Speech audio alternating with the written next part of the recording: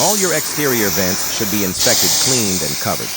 Companies should also be able to provide a camera inspection when birds get into either dryer vent, bathroom, or stove vent, and the vent has a 90-degree drop. The birds get stuck and cannot leave the vent to prevent this. Please check your covers, give us a follow. If you like this video, please until next time, see ya.